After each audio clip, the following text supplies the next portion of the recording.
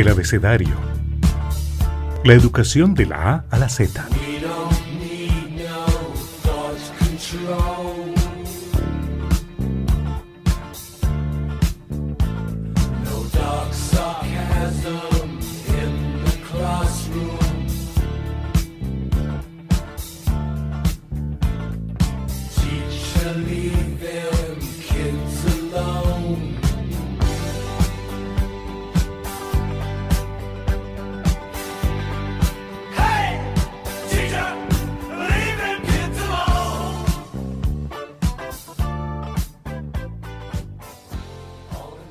Muy buenos días, amables oyentes del abecedario, la educación de la A a la Z.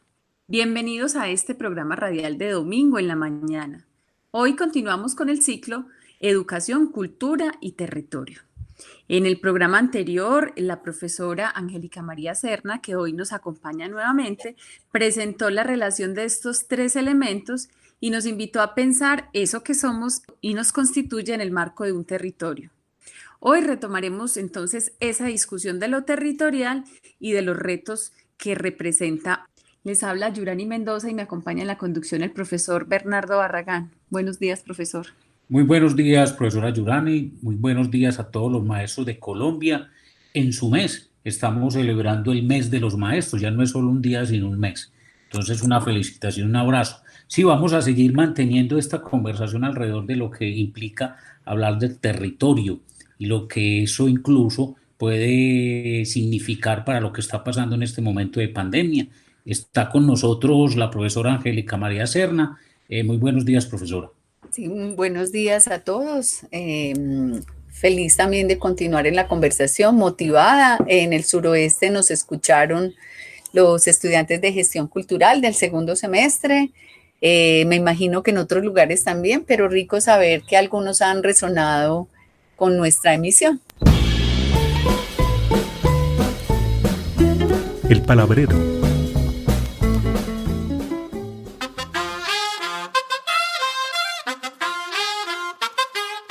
Tú nos dices que debemos sentarnos, pero las ideas solo pueden levantarnos, caminar, recorrer, no rendirse ni retroceder, ver, aprender como esponja, absorber. Nadie sobre todos, faltan todos, suman todos para todos, todo para nosotros. Soñamos en grande que se caiga el imperio, lo gritamos algo, no queda más remedio. Esto no es utopía, es alegre rebeldía del baile de los que sobran de la danza tuya y mía. Levantarnos para decir llevar, ni África ni América Latina se suba.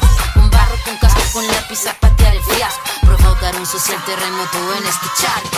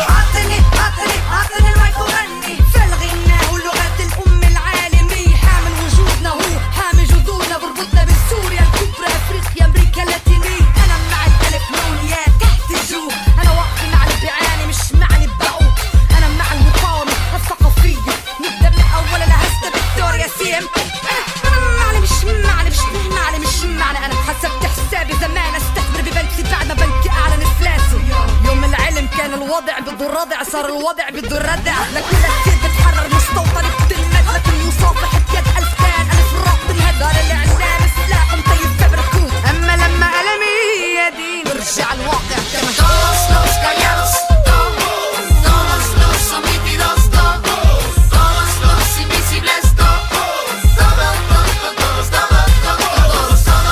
callados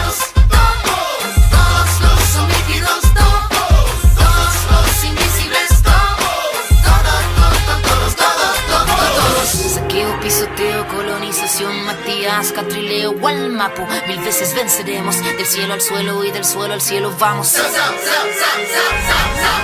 Caballito blanco, vuelve pa' tu pueblo, no te tenemos miedo, tenemos vida y fuego. Fuego en nuestras manos, fuego en nuestros ojos, tenemos tanta vida y esta fuerza color rojo.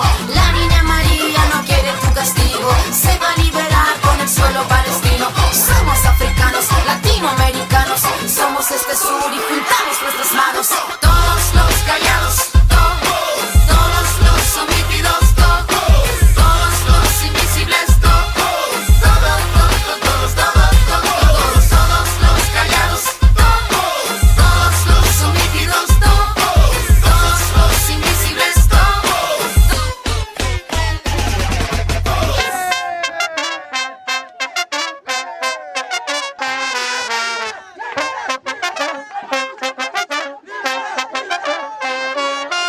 Bueno, después de escuchar esta canción de Ana Tijoux, Angélica, cuéntanos quién es ella.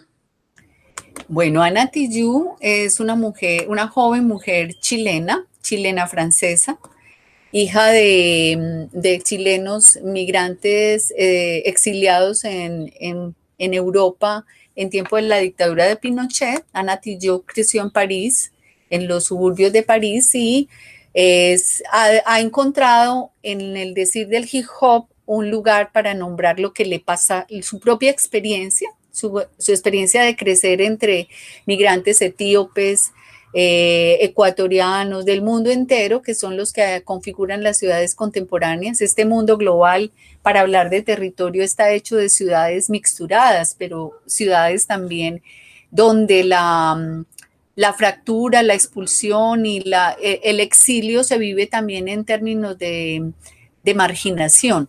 Ana Tijoux es una mujer que creció en este proceso, también cercana a la lucha de sus padres y su elaboración, y ha hecho de su palabra canción en un género que se vuelve también global, como un lugar de las tribus urbanas, de los jóvenes contemporáneos, que es el hip hop, y la canción Somos Sur nos pone, la hemos elegido precisamente para hablar de esta pregunta por el territorio en clave de América Latina.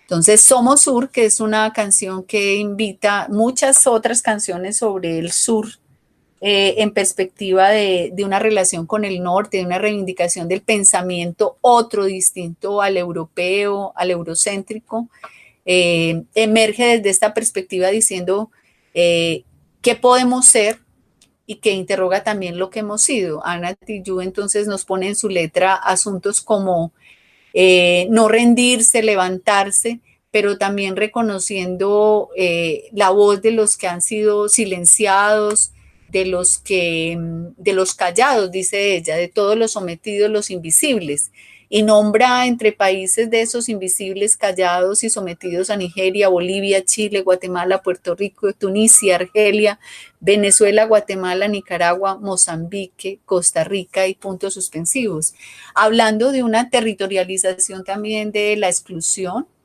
pero también una territorialización de una palabra que interroga. Yo pensaría que en términos de conectar el mundo que vivimos en pandemia y la pregunta del programa pasado sobre las posibilidades, sobre la necesidad de pensar otro mundo, pensaría que hay que llamar la atención sobre lo que venía pasando en América Latina previo a la declaración de emergencia sanitaria y de la pandemia. Y es que América Latina venía en múltiples levantamientos y cuestionamientos al modo económico político de existencia. Chile era uno de ellos, incluso a portas de una constituyente y de una reformulación por completo de su marco normativo, jurídico, político, del que Ana Tijoux también es un actor social fundamental desde su decir. Pero podíamos pasar por Argentina, Brasil, Colombia mismo, ¿cierto? Veníamos de un proceso de manifestación y de cuestionamiento al modo de existencia que yo creo que nos pone en una pregunta por cómo pensar otras maneras de vivir, reconociendo el profundo malestar de la vida contemporánea y del modelo económico que ha marcado nuestra existencia de los últimos 20, 30 años más o menos, en esta expansión del modo de ejercicio político y económico del neoliberalismo, que construye una manera de existir que hoy está haciendo agua por todas partes. Uno podría relacionar, se me ocurre en este momento, esta idea de la precariedad de nuestra salud y la precariedad de la fragilidad en la que nos pone el que la salud haya sido un elemento mercantilizado, no un elemento de lo público, sino un producto del mercado, y cómo eso impacta nuestras posibilidades de enfrentar una situación como la que vivimos en el momento de hoy. Es decir, no es solo un virus peligroso, sino las condiciones de fragilidad en las que estamos. Pongo esto en lo territorial porque las fragilidades son distintas, ¿cierto? No es lo mismo, pensaría yo, pero podríamos marcar eso, estar enfrentando la pandemia en el primer mundo con condiciones de salud como en Suecia, Dinamarca, incluido Europa en general, aunque hubo muchos muertos, a pensar en nuestros países y las condiciones de absoluta desprotección de nuestros modelos. Entonces, el Amazonas está en crisis en este momento y los hospitales están desprovistos. Eso que parece un asunto de lo inmediato, yo quiero poner la pregunta sobre que no es lo inmediato, sino lo que en nuestros últimos años se ha ido instalando en condición de fragilidad. Y eso que nos pone a pensar como América Latina en eso. Sí, dime. No, quisiera como traer el asunto o llevar este asunto tan interesante a un lugar distinto. Ok. Porque tiene que ver como que a veces se usan las mismas, es decir, la misma ideología que ha construido todo este sometimiento se usa para dar la lucha a partir de este tipo de movimientos que sin lugar a dudas son importantes. ¿Qué quiero decir? Quiero decir que si no será también que estamos despertando otro monstruo, es decir, ¿por qué necesariamente el mundo tiene que valerse de un sentido de pelear contra aquellos que han sometido sin negar que se han sometido? ¿Y será que también eso implica un nuevo sometimiento? Es decir, ¿por qué esa intención también de separar en el mundo el sur del norte, los desposeídos de los poseídos? ¿Cuál es la intención acá? Y lo digo también porque está un poco en lo que vos nos permitiste conocer de Quijano, que hay una intención pues del debate pues a todo este proceso eurocentrista.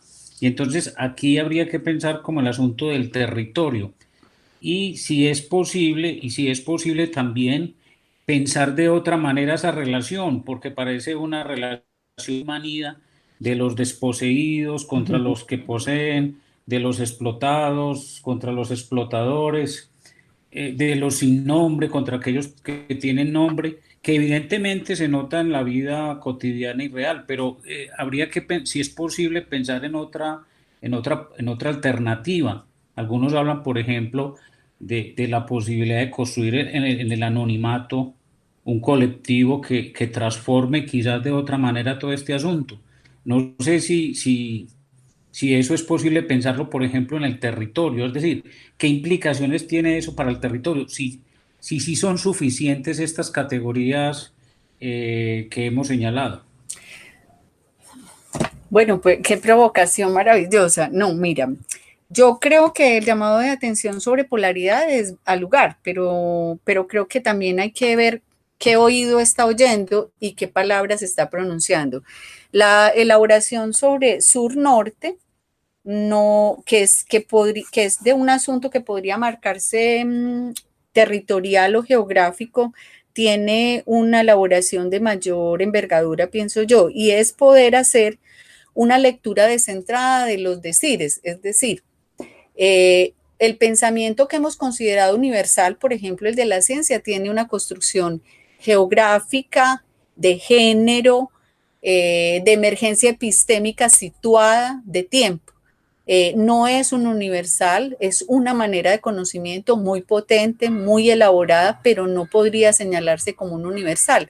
Entonces yo creo que en primer asunto, la elaboración de algo que tiene que ver con los sures y los nortes, tiene que ver con hacer visible la idea de la universalidad, que es uno de los primeros asuntos, que no quiere decir que no reconozcamos los nortes que hay en nosotros. De hecho, pues el mundo académico está lleno de ellos. Nosotros somos profundamente eurocéntricos en nuestro decir. Nuestra palabra misma pasa poco por la lectura específica de lo local y de lo que sucede, y pues es histórico nuestra reivindicación de palabras que no es que no valgan la pena, sino que son insuficientes para leer las complejidades de nuestra propia historia y configuración territorial.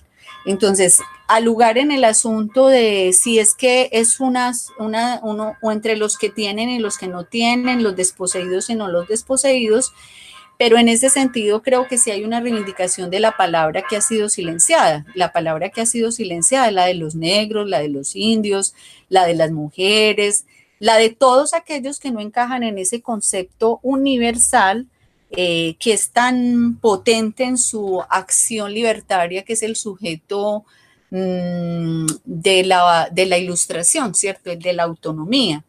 Pero ese sujeto de la ilustración que es tan potente en la búsqueda de la libertad, de la expansión del pensamiento, tiene también una oscuridad, y en esa oscuridad es quienes caben en ese proceso. Entonces, gran parte de los procesos de los que hemos agenciado con un autor como Quijano tienen que ver con pensadores idos de las geografías de las colonias. Los hindúes, muchos hindúes hicieron parte de este primer proceso, los palestinos y los latinoamericanos, diciendo: estudiamos en las grandes universidades del mundo, aprendimos de ese asunto, pero queremos leer nuestra experiencia, ¿cierto? Entonces hay muchos, Hall, por ejemplo, Stuart Hall, que siendo antillano, negro, reivindica en su formación londinense un pensamiento de estudios culturales distinto, donde ve los matices y las elaboraciones. Entonces, ese asunto de lo que tú estás poniendo, si es como un cambio por otro, creo que es una mirada que polariza igualmente del otro lado. Entonces, creo que al lugar, si en mi enunciado es una oposición, entonces volvámonos sur y dejemos de ser norte, yo creo que es más un reconocimiento de los lugares de nuestro pensamiento que son situados e igualmente configurados en términos de desigualdad. Por ejemplo, voy a decir algo sensiblemente puesto en nuestras maneras de decir, ¿cierto? Uno de los procesos de clasificación fundamentales de nuestro pensamiento universitario es la publicación en revistas extranjeras, en otros idiomas, y uno se pregunta, ¿y a nosotros nos leen en esos lugares? Yo tengo dudas de que seamos leídos. Leemos mucho a otros, pero no somos leídos. ¿Y por qué no nos leemos entre nosotros? Pero eso en la perspectiva de un pensamiento contextualizado también, y que ponga nuestra inteligencia en función de nuestros problemas también, que no dejan de ser globales. Pues yo estoy pensando, por ejemplo, la desposesión de territorios en función de la acción sobre ellos, ¿cierto? Entonces vivimos ahora una expansión del modelo minero, para hablar de territorio, en la que el modelo minero no está en manos del capital nacional. Y el capital norte es quien está definiendo la acción sobre el territorio, ¿cierto? Jericó en este momento está en ese debate, la zona del Bajo Cauca también. Entonces, como poner eso en términos de lo que implica la acción en el territorio, y lo que en términos de cómo nos acercamos a él como una mercancía y como un elemento que domina lo que nos es propio y cómo lo expropia para llevárselo, repitiendo modos de relación que son muy similares a los de la primera colonización, y entonces somos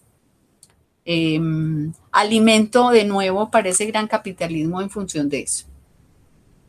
Sí, Angélica, y otro asunto pues que yo como que me quedé pensando del programa pasado en relación con lo territorial, que lo había mencionado usted, era el asunto del campesinado, del ser campesino, de también de situarnos también en ese lugar, porque de alguna manera pues eso hace parte como de, como se dice, de nuestra idiosincrasia, de eso que nos habita, porque yo creo que cada uno desde nuestros territorios tiene esa relación con el campo. Colombia fue antes de los 50 predominantemente rural, y eso pues digamos esa tasa de habitación de la tierra se modificó bastante por unos problemas pues como de la violencia, del conflicto armado y de también esas ideas sobre el desarrollo y sobre que en la ciudad estaba el progreso. Entonces yo sí quisiera también como ahondar ya específicamente en algo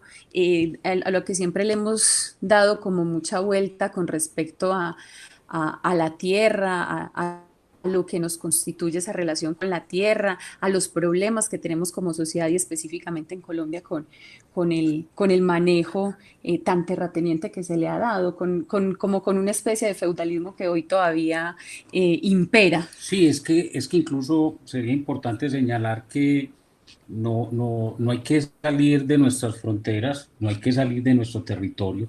Es decir, en lo más cercano tenemos todas esas condiciones que usted anunciaba al comienzo, cuando introducía pues el tema del programa, de todo ese asunto de cómo en el territorio en el territorio global se han jugado todas esas relaciones de desconfianza, de inequidad, de injusticia que nadie puede negar, pero al interior de los territorios, es decir, en lo más cercano, en los lugares más localizados, sigue ocurriendo un poco lo mismo, es decir, ni siquiera hemos sido capaces de resolver lo nuestro, lo cercano. Es un poco como hay una intención crítica ahí también para algunos pensadores que en vez de arreglar la casa quieren arreglar el mundo. ¿Por qué no arreglamos primero la casa, lo que tenemos aquí cerca? Me parece que sería también un asunto como interesante, porque pasa un poco lo mismo con la educación. La educación ha sido colonizada por todos esos procesos europeos, racionalizadores, etcétera, etcétera. Entonces, habría a ver, cómo pensar entonces esa relación del territorio como lo localizado. Sí, yo tomaría por eso último, y es frente a lo que Yurani pone, y es cuál es nuestro vínculo con el territorio. Y entonces hay un asunto que yo pondría en términos de nuestro vínculo con el territorio como terruño, como lugar afectivo, y el territorio como propiedad. Yo creo que el proceso de instalación del dominio de la tierra, como nacimos al mundo global, que es lo que nos dice Quijano en términos de colonia, surge por la expropiación de la relación afectiva que tenían los pueblos ancestrales con sus guerras y sus dominios, pero había una construcción del territorio de otro tipo, a un asunto de la relación con la tierra como propiedad, asignación del prestigio a través de la tenencia de la tierra. Yo creo que nuestra relación con la tierra que pervive, lo que pones como tema que yo creo que valdría la pena profundizar de largo y ancho, y es el asunto de nuestra forma de relación del prestigio social a través de tener la tierra. O sea, no de usarla, sino de tenerla como dominio territorial. Entonces, eso es un asunto. Yo, en términos de la idea de lo campesino y lo que somos, me quedé con una imagen. Hace unos 6 o 7 años hubo un paro cafetero y en noticias apareció un hombre campesino del suroeste, yo recuerdo porque me dolió eso, un hombre de unos 70 años que estaba en la carretera y decía que el café estaba en crisis y que él de qué más iba a vivir. Y entonces yo me ponía a pensar en este asunto de lo local, Bernardo, Ser cafetero es un proyecto político y económico de las élites también, de poner un producto para el mercado global, ¿cierto? Pero que tiene una construcción del sujeto en lo local. Y entonces aquí pongo, para volver sobre la idea de los matices y no de las polarizaciones, sino de entender eso, cómo hay que pensar lo local en medio de esos cruces y sustratos tan complejos. En ese sentido, señalaría que pensar lo territorial no es nada simple, y que es un asunto de primer orden en el mundo que tenemos que avisorar. Muchas gracias, Angélica. Yo creo que nos deja bastante provocados para este tercer programa que vamos a proponerle pues a nuestra audiencia alrededor de profundizar en seguir profundizando más en lo territorial y seguir pensándonos, porque creo que a veces nos desconectamos y perdemos como esa fuente, esas raíces que nosotros tenemos. Por eso retomaba tanto el valor pues como de la tierra o la relación con la tierra. Sí, yo creo que son muy interesantes las cosas que Angélica nos pone sobre la mesa, los elementos que Angélica nos pone sobre la mesa, y yo creo que, por supuesto, hay muchas cosas que allí se pueden conversar, pero sí yo creo que también hay un lugar común, y es como que es necesario pensar toda esta problemática alrededor de cómo se usa indistintamente el valor o la fuerza que pueda tener un territorio en todos los sentidos, para incluso volver a los mismos agentes de esos territorios en los dinamizadores de procesos, por ejemplo, neoliberales de mercado, y se les vende la idea, por ejemplo, de la gestión, no solo en el ámbito de la gestión cultural, sino de la gestión de cada cosa. Eso es un asunto que es interesante trabajar. Y también cómo se relaciona eso con los procesos de formación, es decir, con la educación. Yo creo que son temas que están ahí y que seguiremos trabajando en el próximo programa, en este ciclo que estamos desarrollando de educación, cultura y territorio. Muchas gracias, Angélica, por acompañarnos en esta mañana, y muchas gracias a todos los oyentes. Buenos días a todos, que sigamos conversando. Arturo Escobar, que es el próximo maestro con el que conversaremos, habla de la invención del tercer mundo, y en el tercer mundo está América Latina, para que volvamos a seguir sobre estas relaciones de construcción y de invención de mundo.